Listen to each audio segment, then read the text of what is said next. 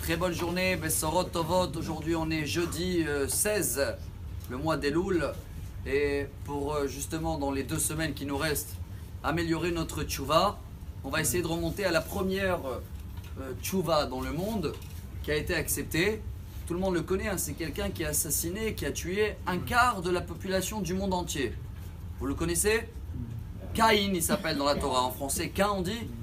Voilà, ils étaient que 4, hein. Il y avait Adam et Ève, Caïn et son frère. Donc comme il a tué son frère, il a tué un quart du monde. Et il a demandé pardon à Hachem. Et c'est vrai que sa tchouva a été pardonnée avec une punition sur quelques générations. Mais quand Hachem il veut nous donner un bon exemple de tchouva, c'est pas l'exemple de Caïn pour nous. C'est l'exemple de Réhouven. Réhouven, c'est le premier dans la Torah à faire une faute. Comme vous la connaissez, quand Rachel est décédée, maman Rachel, alors le lit de Yaakov a été mis dans la tente de la servante de Rachel. Et Réhouven, qui était le fils de Léa, il pensait que le lit de son père doit retourner chez sa maman. C'est une grande mitzvah, le respect de son père et sa mère. Il pensait de bien faire.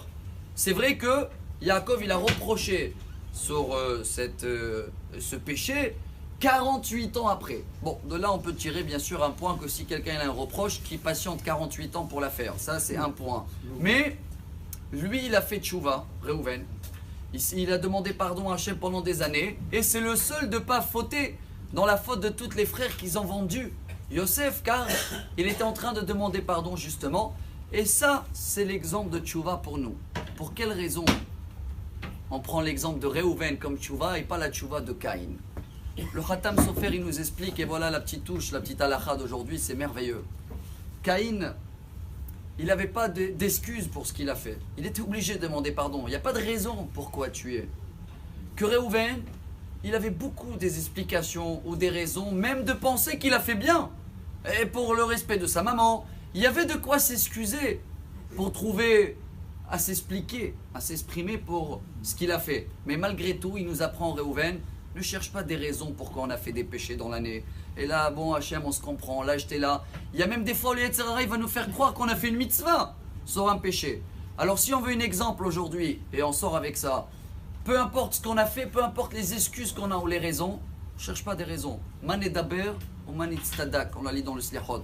On demande pardon dans tous les cas, même si on a des raisons pour faire. Et dans ce cas-là, Bezrat Hachem, Vesar avoncha, vechatatra techupar, on dit en hébreu. Les péchés et tout ce qu'on a fait qui n'était pas bien va s'effacer, Bezrat Hachem, très vite possible, avec l'aide du chauffard. Du jour.